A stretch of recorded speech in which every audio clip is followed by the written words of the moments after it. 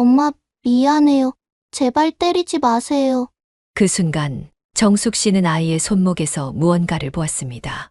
소매가 거쳐 올라간 팔에 멍 같은 것들이 여러 개 보였습니다. 오 하나님, 사연이 시작되기 전에 구독과 좋아요 부탁드립니다. 어머니, 이번 주말에 좀 올라오실 수 있으세요?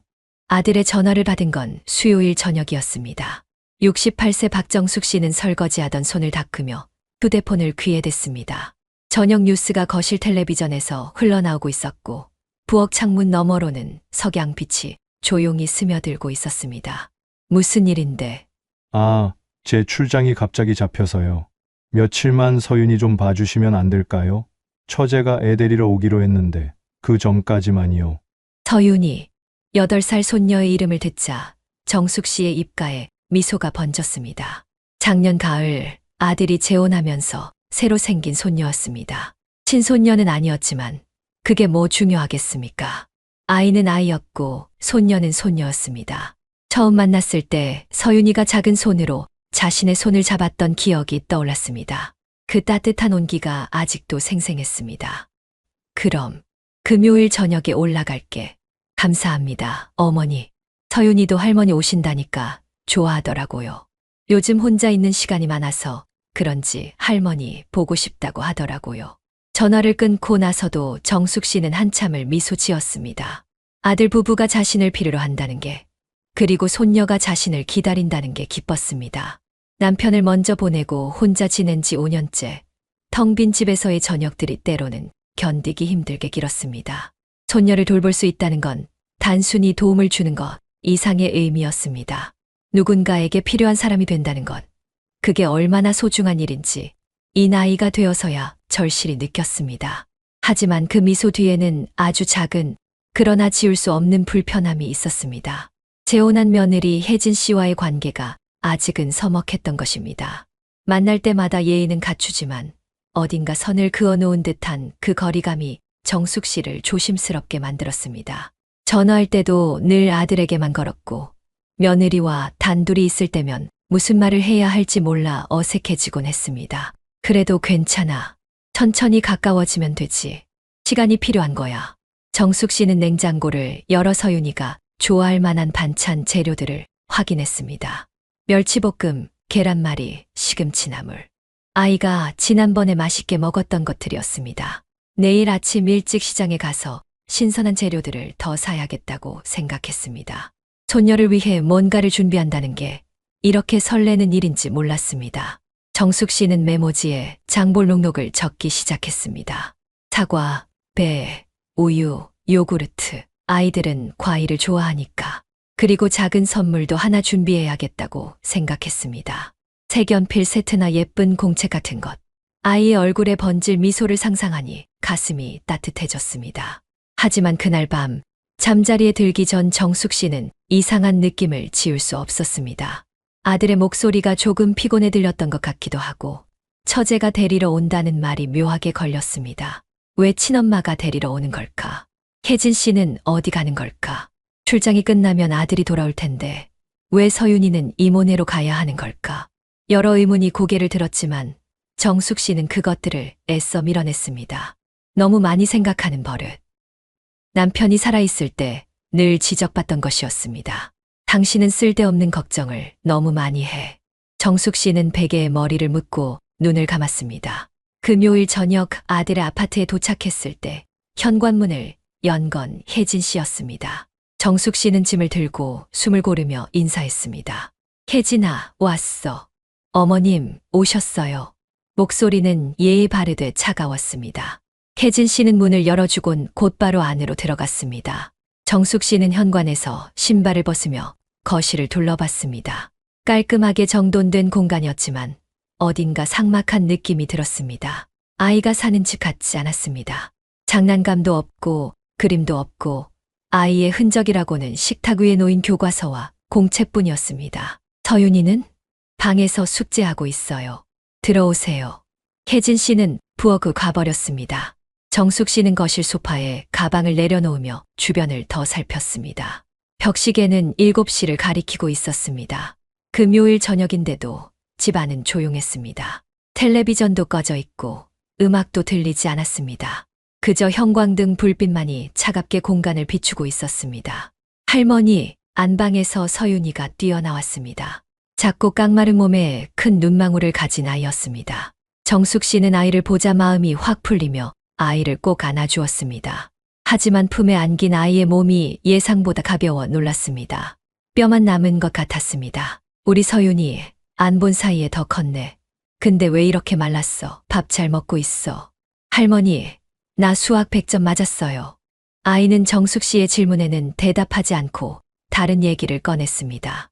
정숙 씨는 이상하다고 느꼈지만 일단 아이의 말을 받아주었습니다. 그래, 우리 손녀 대단한데 100점이나 할머니가 상 줘야겠는걸. 정말요? 아이의 눈이 잠깐 반짝였습니다. 하지만 그 빛은 금방 사라졌습니다. 부엌에서 혜진 씨의 목소리가 날아왔습니다. 서윤아, 할머니 오셨으니까 인사 그만하고 숙제 마저 해. 아직 국어 안 끝났잖아. 그리고 영어 단어 외우기도 남았어. 네, 서윤이의 표정이 금방 굳어졌습니다. 아이는 할머니를 한 번 더 쳐다보고는 다시 방으로 들어가며 문을 살짝 닫았습니다. 정숙 씨는 그 모습을 보며 뭔가 묘한 느낌을 받았지만 애써 무시했습니다. 요즘 아이들은 공부할 게 많으니까 그렇게 생각하려 했습니다. 혜진 씨가 거실로 나왔습니다. 손에는 캐리어가 들려 있었습니다. 어머님, 제가 출장 준비 때문에 좀 바빠서요. 식사는 냉장고에 반찬 있으니까 데워 드시면 되고요. 서윤이 학원 스케줄은 냉장고에 붙여뒀어요. 꼭 시간 맞춰서 보내주세요. 늦으면 안 돼요. 그래, 알았어. 걱정 말고 다녀와. 그리고 서윤이 과자나 단 거 주지 마세요. 다이어트 중이거든요. 물만 주세요. 정숙 씨는 눈을 깜빡였습니다. 8살 아이가 다이어트라니. 하지만 뭐라 말하기 전에 혜진 씨는 이미 현관으로 향하고 있었습니다. 그럼 다녀올게요. 서윤아, 엄마 간다. 방에서 작은 대답이 들렸습니다. 네, 혜진 씨는 그 짧은 대답에도 아랑곳하지 않고 문을 열고 나갔습니다. 정숙 씨는 닫히는 문을 바라보며 한참을 서 있었습니다. 아들은 이미 저녁 일찍 출장을 떠났다고 했습니다. 이제 이 집에는 정숙 씨와 서윤이만 남았습니다. 정숙 씨는 냉장고를 열어봤습니다. 반찬이라고 해봐야 김치와 계란 몇 개, 그리고 햄 한 봉지가 전부였습니다. 우유 한 팩과 요구르트 2개, 야채나 과일은 하나도 없었습니다. 냉동실에는 냉동식품 몇 개와 얼음뿐이었습니다. 이걸로 애를 어떻게 먹이나. 한창 클 나이인데. 정숙 씨는 한숨을 쉬며 가방에서 가져온 밑반찬 통들을 꺼냈습니다. 멸치볶음, 감자조림, 시금치나물, 콩자반. 아침에 일찍 일어나 정성껏 만든 것들이었습니다. 다행히 이걸 가져왔다는 생각에 안도했지만 동시에 마음 한편이 무거워졌습니다. 냉장고 문에 붙어있는 스케줄표를 봤습니다. 토요일 영어학원 10시, 수학학원 2시, 피아노학원 5시, 일요일 영어과외 10시, 수학 문제집 풀기. 8살 아이의 주말치고는 너무 빼곡했습니다. 정숙 씨는 서윤이 방문 앞에 섰습니다. 안에서는 연필 긁는 소리만 조용히 들렸습니다. 토요일 아침 정숙 씨는 일찍 일어나 서윤이를 위해 아침을 차렸습니다. 된장찌개에 계란말이, 시금치나물, 그리고 김 한 봉지. 어젯밤 가져온 반찬들과 새로 만든 찌개로 평소보다 넉넉하게 차린 식탁이었습니다. 밥도 아이가 먹기 좋게 작은 공기에 담았고 계란말이도 한 입 크기로 잘라놨습니다. 서윤아, 밥 먹자. 네, 할머니. 아이는 식탁에 앉았지만 숟가락을 드는 속도가 느렸습니다. 마치 밥을 먹는 게 의무인 것처럼 아니면 두려운 것처럼 보였습니다. 정숙 씨는 찌개를 한 숟가락 떠서 아이의 밥 위에 올려주었습니다. 많이 먹어야 해. 너무 말라서. 할머니가 내가 좋아하는 계란말이 만들었어. 네, 서윤이는 조금씩 밥을 떠먹었습니다. 하지만 씹는 속도가 이상하게 느렸습니다. 마치 억지로 삼키는 것 같았습니다. 정숙 씨는 아이를 바라보며 이상한 느낌을 받았습니다. 8살 아이치고 너무 조용했습니다. 웃지도 않고 떠들지도 않았습니다. 그저 시키는 대로만 했습니다.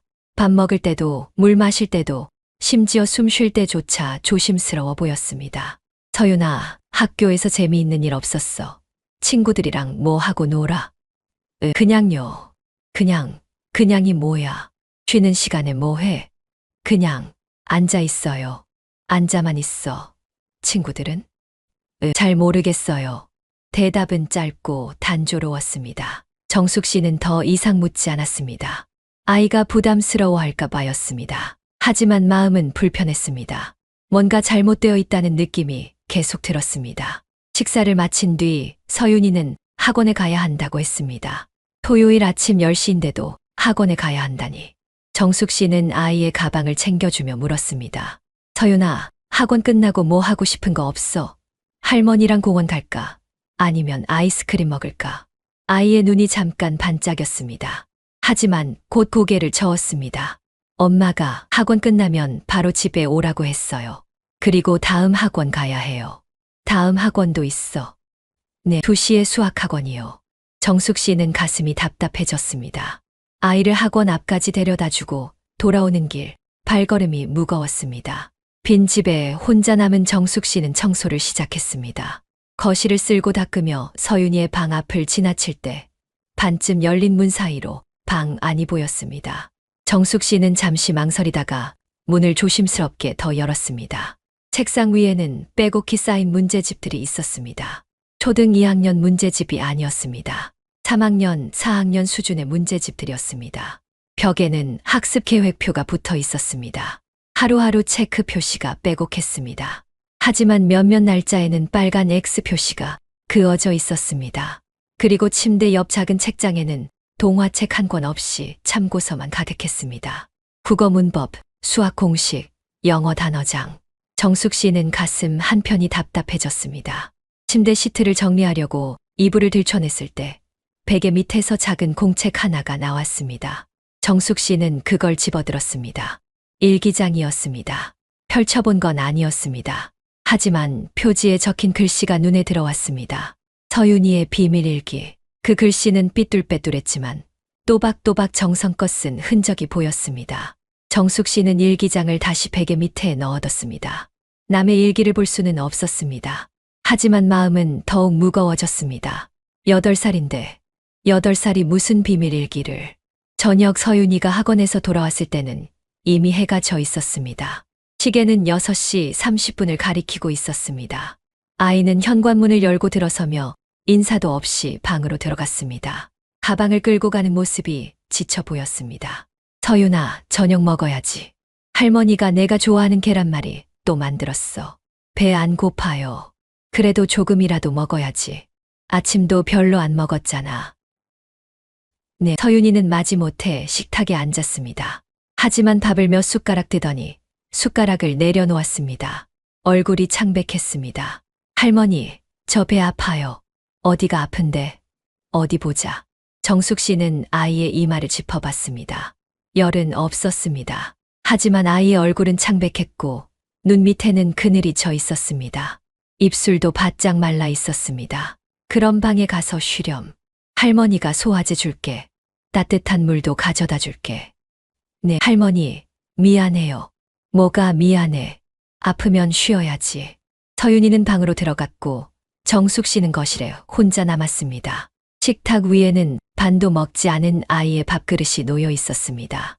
정숙 씨는 그 밥그릇을 치우며 가슴이 먹먹해졌습니다. 뭔가 잘못되었다는 느낌. 하지만 뭐가 잘못되었는지는 명확히 알 수 없었습니다. 아니, 알고 싶지 않았는지도 몰랐습니다. 정숙 씨는 서윤이 방 앞에 섰습니다. 문틈으로 안을 들여다봤습니다. 아이는 이불을 뒤집어 쓰고 웅크리고 있었습니다. 작은 어깨가 미세하게 떨리고 있었습니다. 밤 11시쯤 정숙 씨는 거실 소파에서 텔레비전을 보고 있었습니다. 서윤이는 방에서 자고 있을 시간이었습니다. 정숙 씨는 소화제를 주고 나서 1시간쯤 지났을 때 한 번 들여다봤었고 아이가 잠든 것을 확인했습니다. 하지만 마음이 편하지 않았습니다. 계속 아이 쪽이 신경 쓰였습니다. 드라마를 보고 있었지만 내용은 하나도 들어오지 않았습니다. 화면 속 사람들이 웃고 떠들고 있었지만 정숙 씨의 귓가에는 다른 소리만 맴돌았습니다. 서윤이가 밥을 먹을 때 힘들어하던 모습, 학원에서 돌아왔을 때 지친 얼굴, 그리고 미안해요라고 말하던 작은 목소리. 그때였습니다. 싫어, 싫어. 작은 목소리가 서윤이 방에서 들려왔습니다. 정숙 씨는 텔레비전 소리를 줄이고 귀를 기울였습니다.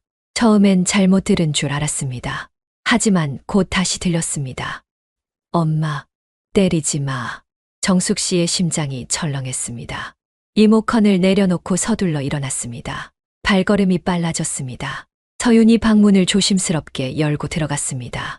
방 안은 어두웠지만 복도의 불빛이 조금 들어와 아이의 모습이 보였습니다. 서윤이는 이불 속에서 몸을 웅크린 채 잠꼬대를 하고 있었습니다. 얼굴은 찡그려져 있었고 이마에는 땀이 맺혀 있었습니다. 안 할게요. 미안해요.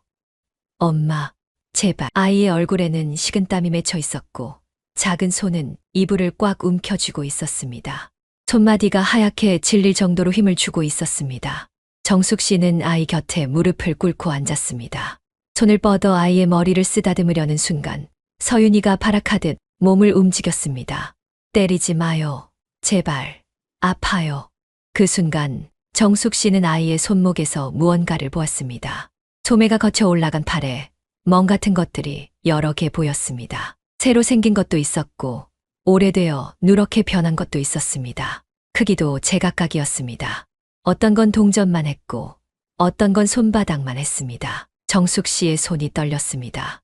숨이 막혔습니다. 천천히 이불을 걷어냈습니다. 아이의 팔과 다리 곳곳에 크고 작은 멍들이 있었습니다. 어떤 건 손가락 자국처럼 보였습니다. 4개의 손가락이 잡은 듯한 모양이었습니다. 허벅지에는 긴 줄 모양의 자국도 있었습니다. 마치 무언가로 때린 것 같았습니다. 하느님, 정숙 씨는 입을 막았습니다. 눈물이 핑 돌았습니다. 손이 떨렸습니다. 무릎에 힘이 풀려 바닥에 주저앉을 뻔했습니다. 잠시 후 서윤이가 눈을 떴습니다. 아이는 천천히 정숙 씨를 바라봤습니다. 그 눈에는 공포가 서려 있었습니다. 할머니, 괜찮아, 서윤아. 할머니야. 아이는 몸을 움츠렸습니다. 그리고 재빨리 소매를 내렸습니다. 정숙 씨는 그 모습을 보며 가슴이 찢어지는 것 같았습니다. 할머니, 저 잘못했어요? 아니야. 너 잘못한 거 없어. 제가 말 안 들어서. 아이의 목소리가 떨렸습니다. 정숙 씨는 아이를 안아주고 싶었지만 아이가 더 놀랄까봐 참았습니다. 그저 아이 곁에 앉아 조용히 있었습니다. 그 순간 지난 이틀이 주마등처럼 스쳐갔습니다. 너무 조용했던 아이, 웃지 않던 아이, 밥을 잘 먹지 못하던 아이, 학원만 가던 아이, 비밀 일기를 쓰던 아이, 그리고 혜진 씨의 차가운 태도, 냉장고에 텅 빈 반찬칸, 빼곡한 학습 계획표, 빨간 X 표시. 이게 무슨... 정숙 씨는 자리에서 일어났습니다. 다리에 힘이 풀렸지만 거실로 나갔습니다. 서윤이는 이불을 다시 뒤집어 쓰고 웅크렸습니다. 정숙 씨는 거실 소파에 앉아 휴대폰을 집어들었습니다. 손이 떨렸습니다. 숨이 가빠졌습니다. 머릿속이 하얘졌습니다. 먼저 아들에게 전화를 걸었습니다. 하지만 전화는 받지 않았습니다. 1번, 2번, 3번 모두 연결되지 않았습니다. 출장 중이라 바쁠 거라고 그렇게 생각하려 했습니다. 하지만 아니었습니다. 정숙 씨는 알았습니다. 이건 기다릴 일이 아니라는 걸. 아들에게 확인받을 일도 아니라는 걸. 설명을 들을 일도 아니라는 걸. 손가락이 떨렸지만 112를 눌렀습니다. 발신 버튼을 누르는 순간 68년을 살아오며 한 번도 해본 적 없는 일이었습니다. 경찰에 신고하는 것, 며느리를 고발하는 것, 가족 문제를 밖으로 끌어내는 것. 하지만 지금은 그게 중요하지 않았습니다. 신호음이 울렸습니다. 1번, 2번, 3번. 여보세요. 경찰서입니까? 신고 내용이 어떻게 되십니까? 전화기 너머로 침착한 목소리가 들려왔습니다. 정숙 씨는 잠시 말을 잇지 못했습니다. 입술이 바짝 말라 있었습니다. 목구멍이 메었습니다. 하지만 말해야 했습니다. 손녀가 학대당하고 있는 것 같습니다. 학대라고 하셨습니까? 신고자분은 어떤 관계이십니까? 친할머니입니다. 지금 손녀를 봐주고 있는데 현재 아이의 상태는 어떻습니까? 다친 곳이 있습니까? 지금 자고 있는데 잠결대로 때리지 마라고 하고 몸에 멍이 여러 개 있습니다. 팔에도 있고 다리에도 있고 손가락 자국 같은 것도 보입니다. 정숙 씨의 목소리가 떨렸습니다. 말하는 동안 눈물이 났습니다. 하지만 참았습니다.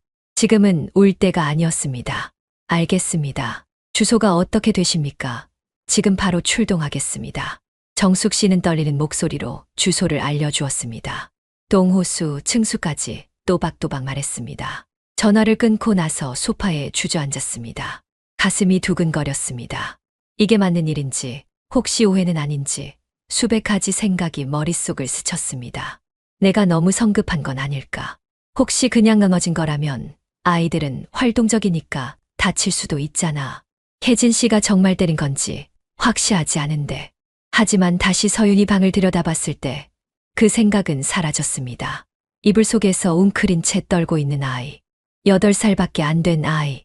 잠꼬대로 제발이라고 외치던 아이. 소매를 급하게 내리던 아이. 그 눈에 서렸던 공포. 정숙 씨는 눈을 감았습니다.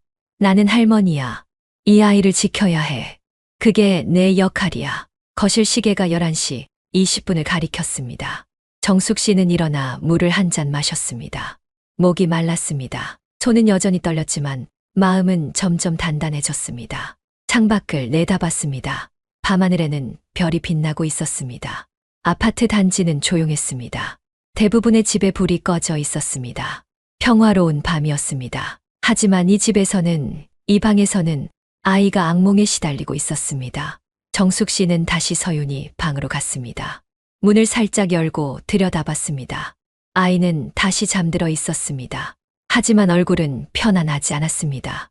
미간이 찌푸려져 있었고 이불을 꽉 움켜쥐고 있었습니다. 견뎌라, 서윤아. 이제 곧 괜찮아질 거야. 할머니가 지켜줄게. 30분쯤 지났을까 초인종이 울렸습니다. 정숙 씨는 서둘러 문을 열었습니다. 경찰관 2명과 아동보호 전문기관 직원 1명이 서 있었습니다. 모두 조용히 인사했습니다. 밤늦은 시간이라 소리를 내지 않으려는 배려였습니다. 신고하신 분이십니까? 네, 그렇습니다. 안으로 들어오세요. 경찰관들이 조심스럽게 현관으로 들어왔습니다. 1명은 40대 정도로 보이는 남자 경찰관이었고 다른 1명은 30대로 보이는 여자 경찰관이었습니다. 아동보호 전문기관 직원은 20대 후반으로 보이는 여성이었습니다. 아이는 어디 있습니까? 방에서 자고 있습니다. 조금 전에 잠꼬대를 하다가 깼는데 다시 잠들었어요. 직접 확인해봐도 되겠습니까? 네, 그러세요. 여자 경찰관과 아동보호 전문기관 직원이 조심스럽게 서윤이 방으로 들어갔습니다. 정숙 씨는 거실에서 손을 꼭 쥐고 기다렸습니다. 남자 경찰관이 물었습니다. 할머니, 언제부터 이상하다고 느끼셨습니까? 어제 저녁에 왔는데 처음부터 뭔가 이상했습니다. 아이가 너무 조용하고 밥도 잘 안 먹고 그러다 오늘 밤에 잠꼬대를 듣고 확인했습니다. 학대 가해자는 누구로 추정하십니까? 며느리, 아이 새엄마입니다. 아들이 재혼했는데 그 아내가. 정숙 씨의 목소리가 떨렸습니다. 남자 경찰관이 고개를 끄덕이며 수첩에 뭔가를 적었습니다. 아버지는 어디 계십니까? 출장 중입니다. 연락이 안 돼요.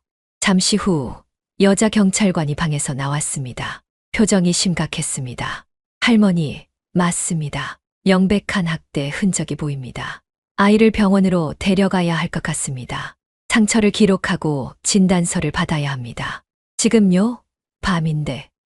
네, 응급 상황으로 판단됩니다. 아이가 깼는데 많이 놀라고 있습니다. 할머니께서 같이 가주시면 아이가 좀 더 안정될 것 같습니다. 정숙 씨는 서둘러 옷을 챙겨 입었습니다. 가디건을 걸치고 가방을 들었습니다. 서윤이는 담요에 쌓인 채 여자 경찰관 품에 안겨 있었습니다. 아이의 눈은 크게 뜨여 있었고 입술은 파랗게 질려 있었습니다. 할머니, 괜찮아, 서윤아. 할머니가 여기 있어. 우리 병원 가자. 선생님들이 너 아픈데 없는지 봐주실 거야. 무서워요. 무섭지 않아. 할머니가 옆에 있잖아. 손 잡아줄게. 정숙 씨는 아이의 손을 꼭 잡았습니다. 그 손은 작고 차가웠습니다. 하지만 정숙 씨의 손을 꽉 쥐었습니다. 마치 놓치면 안 된다는 듯이. 엘리베이터를 타고 내려가는 동안 정숙 씨는 아이의 손을 놓지 않았습니다. 경찰차에 탈 때도 병원으로 가는 동안에도 계속 잡고 있었습니다. 차 안은 조용했습니다. 사일에는 켜지 않았습니다. 밤늦은 시간이라 도로는 한산했습니다. 가로등 불빛이 스쳐 지나갔습니다. 정숙 씨는 창밖을 바라보며 생각했습니다. 이제 돌아갈 수 없는 길을 건너고 있구나. 병원 응급실. 의사는 서윤이를 진찰한 뒤 심각한 표정으로 나왔습니다. 정숙 씨는 대기실 의자에 앉아 있다가 벌떡 일어났습니다. 보호자분이십니까?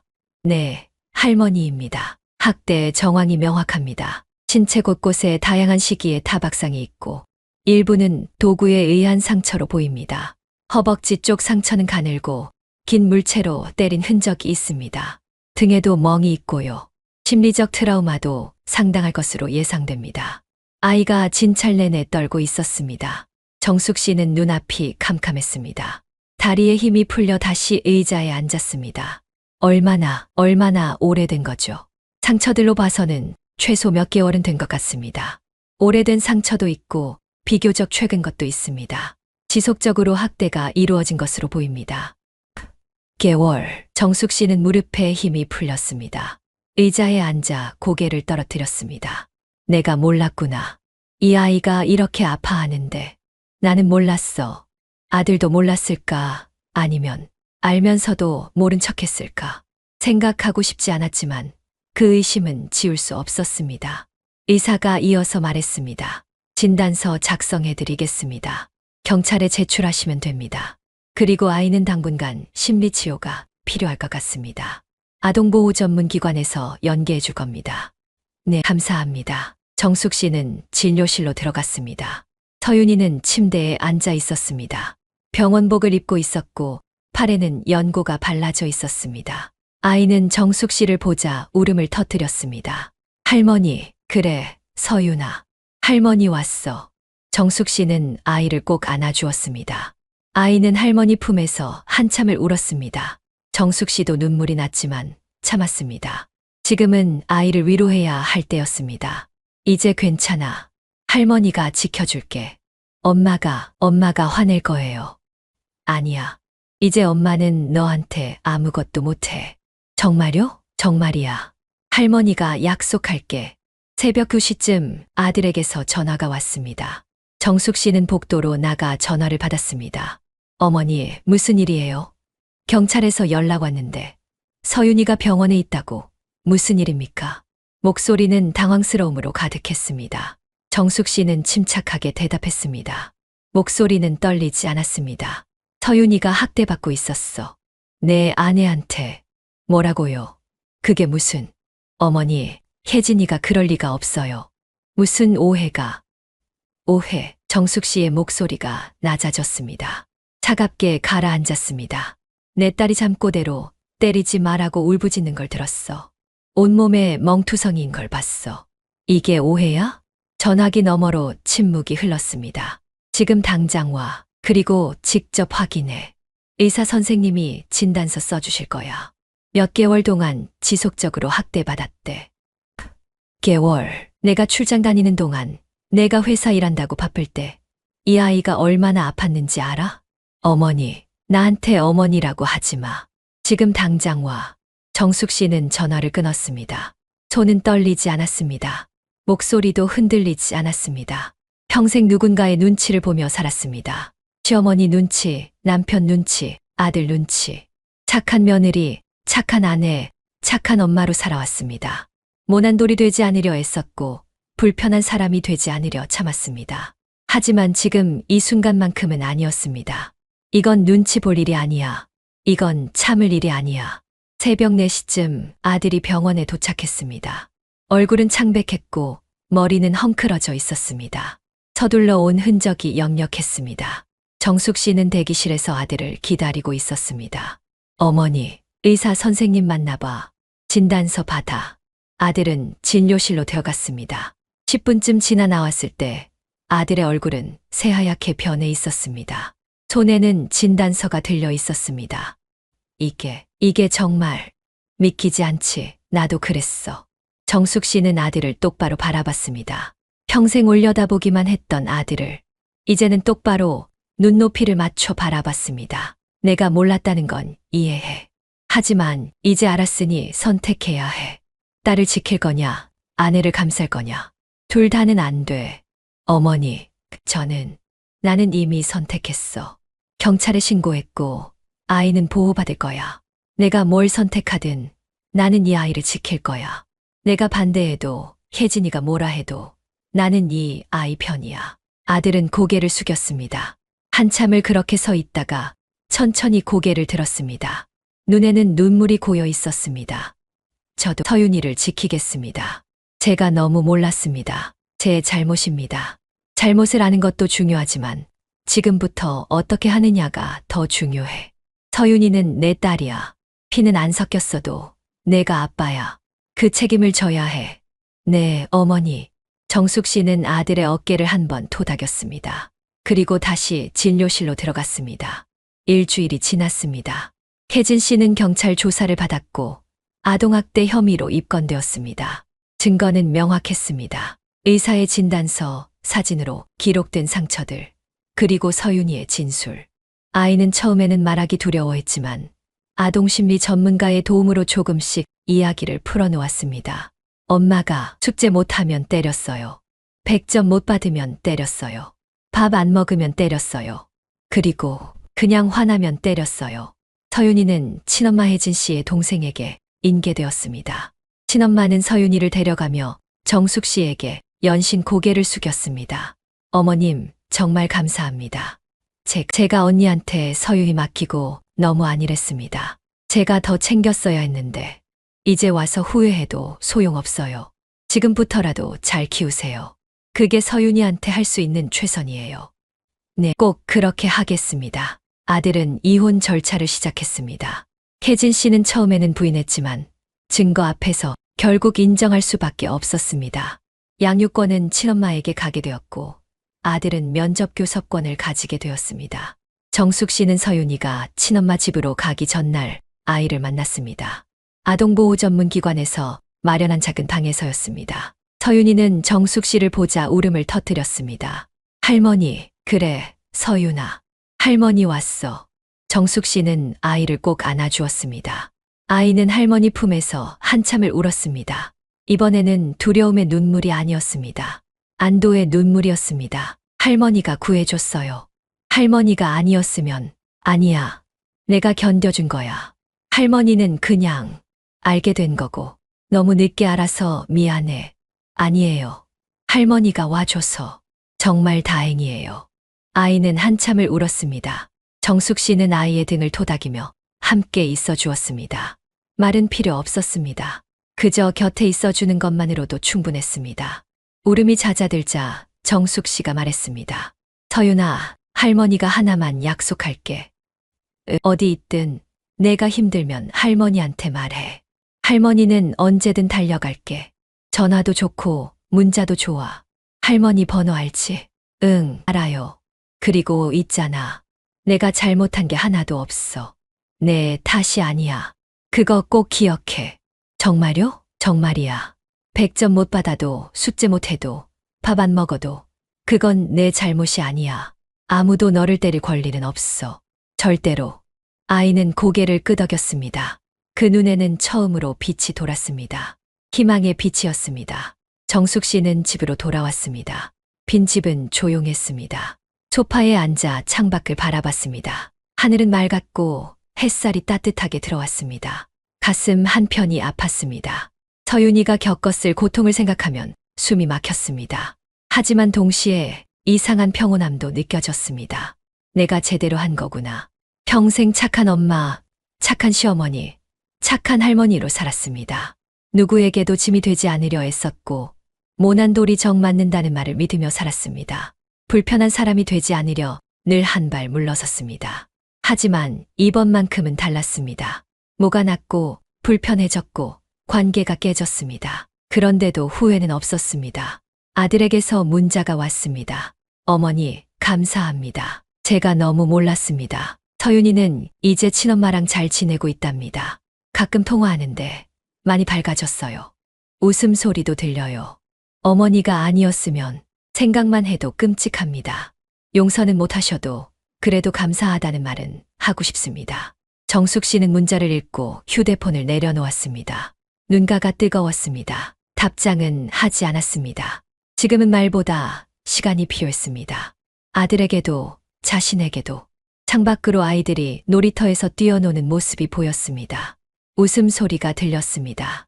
평범한 일상. 당연한 것 같지만 누군가에게는 간절한 것. 서윤이도 이제 저렇게 웃을 수 있겠지. 그 생각에 정숙 씨는 미소 지었습니다. 저녁 정숙 씨는 혼자 밥을 차려 먹었습니다. 된장찌개 한 그릇, 김치 몇 점, 밥 한 공기. 소박한 식사였지만 마음은 편안했습니다. 식사를 마치고 설거지를 하는데 전화가 왔습니다. 할머니? 서윤이의 목소리였습니다. 정숙 씨는 얼른 손을 닦고 전화를 받았습니다. 서윤아, 잘 지내고 있어? 응, 할머니. 나 오늘 학교에서 친구랑 놀았어. 그네도 타고 숨바꼭질도 했어. 목소리가 밝았습니다. 정숙 씨는 가슴이 벅차올랐습니다. 그래? 재미있었겠다. 친구 이름이 뭐야? 지민이. 우리 옆집에 사는데 같은 반이래. 내일도 같이 놀기로 했어.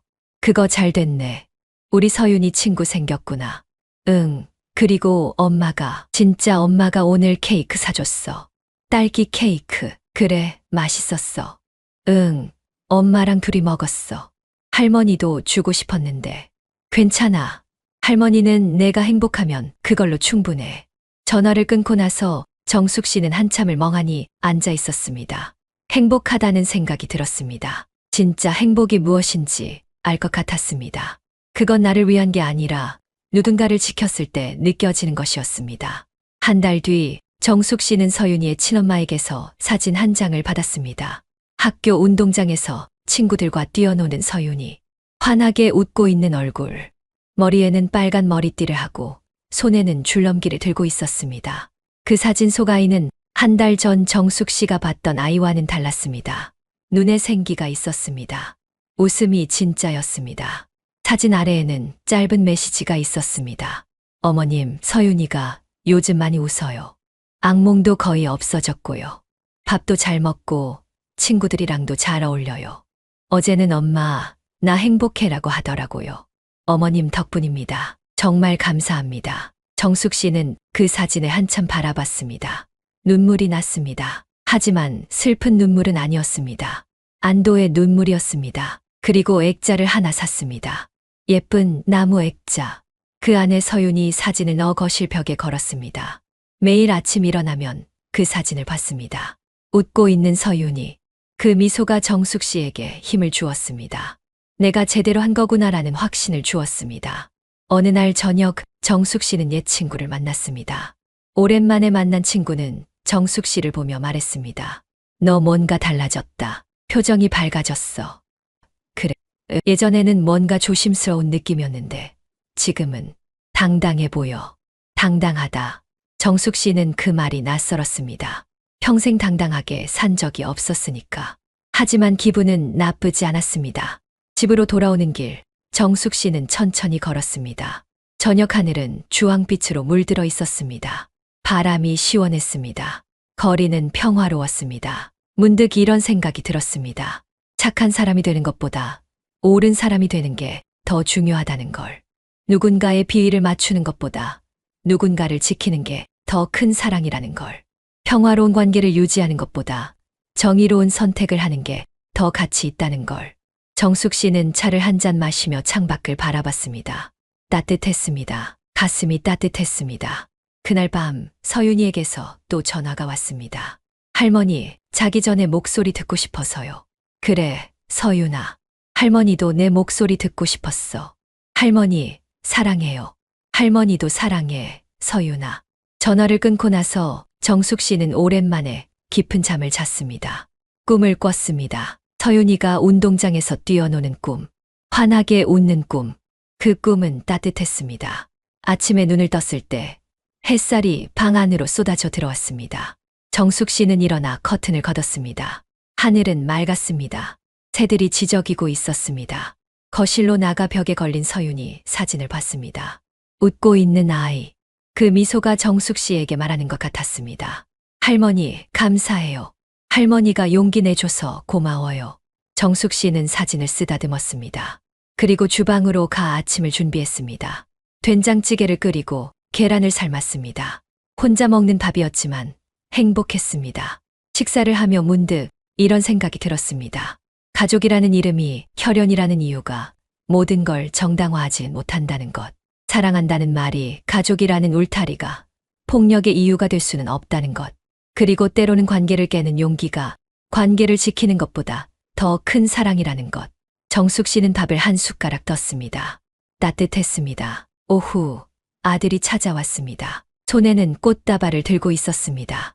어머니, 왔어. 이거 드리고 싶어서요. 정숙 씨는 꽃을 받았습니다. 카네이션이었습니다. 아들은 한참을 망설이다 말했습니다. 어머니, 감사합니다. 그리고 죄송합니다. 제가 아버지로서 너무 무책임했습니다. 알면 됐어. 이제부터라도 잘하면 되지. 네, 서윤이 자주 보러 갈 겁니다. 그리고 양육비도 꼬박꼬박 보낼 거고요. 그래, 그게 내가 할 일이야. 아들은 고개를 숙였습니다. 정숙 씨는 아들의 어깨를 한번 토닥였습니다. 앉아. 차 마시고 가. 모녀는 거실에 마주 앉았습니다. 창밖으로 햇살이 들어왔습니다. 따뜻했습니다. 아들이 벽에 걸린 서윤이 사진을 봤습니다. 많이 밝아졌네요. 그러게 아이들은 원래 저렇게 웃어야 하는 거야. 네, 제가 너무 몰랐습니다. 이제라도 알았으면 됐어. 두 사람은 한참을 말없이 차를 마셨습니다. 불편하지 않은 침묵이었습니다. 아들이 돌아가고 난 뒤 정숙 씨는 혼자 남았습니다. 저녁이 되자 하늘이 붉게 물들었습니다. 정숙 씨는 베란다에 나가 하늘을 바라봤습니다. 문득 이런 생각이 들었습니다. 용기는 큰 일에만 필요한 게 아니라는 것. 때로는 전화 한 통이 용기라는 것. 112를 누르는 것이 용기라는 것. 불편해지는 것을 감수하는 것이 용기라는 것. 그리고 그 용기가 한 아이의 인생을 바꿨다는 것. 정숙 씨는 깊은 숨을 들이쉬었습니다. 공기가 맑았습니다. 저녁을 먹고 설거지를 하고 텔레비전을 보다가 잠자리에 들었습니다. 베개에 머리를 대는 순간 마음이 편안했습니다. 그날 밤 정숙 씨는 꿈을 꿨습니다. 서윤이가 학교 운동장에서 친구들과 뛰어노는 꿈, 웃음소리가 들리는 꿈. 그 꿈은 평화로웠습니다. 아침에 눈을 떴을 때 정숙 씨는 미소 지었습니다. 오늘도 좋은 하루가 될 것 같았습니다. 거실로 나가 서윤이 사진을 봤습니다. 웃고 있는 아이. 그 미소를 보며 정숙 씨는 다짐했습니다. 앞으로도 누군가 도움이 필요하면 주저하지 않겠어. 불편해지는 것쯤은 감수하겠어. 그게 옳은 일이니까. 창밖으로 아침 햇살이 쏟아져 들어왔습니다. 새로운 하루가 시작되었습니다. 정숙 씨는 부엌으로 가 아침을 준비했습니다. 혼자 먹는 밥이었지만 외롭지 않았습니다. 가슴이 따뜻했습니다. 식사를 마치고 설거지를 하는데 핸드폰에서 알림이 왔습니다. 서윤이에게서 온 문자였습니다. 할머니 좋은 아침이에요. 오늘 소풍 가요. 사진 많이 찍어서 보내줄게요. 사랑해요. 정숙 씨는 답장을 보냈습니다. 그래, 조심히 다녀와. 할머니도 사랑해. 문자를 보내고 나서 정숙 씨는 창밖을 바라봤습니다. 하늘은 맑았고 바람은 시원했습니다. 문득 이런 생각이 들었습니다. 가족이라도 사람 대접은 서로 해줘야 한다는 것. 사랑한다는 말이 폭력을 정당화할 수는 없다는 것. 그리고 때로는 관계를 끊는 용기가 진짜 사랑이라는 것. 정숙 씨는 차를 한 잔 마셨습니다. 따뜻했습니다. 그리고 조용히 혼잣말을 했습니다. 옳은 일을 했어. 나는 옳은 일을 했어. 그 말이 가슴속에서 울렸습니다. 따뜻하게, 단단하게. 여러분이라면 그 순간 어떤 선택을 하셨을까요?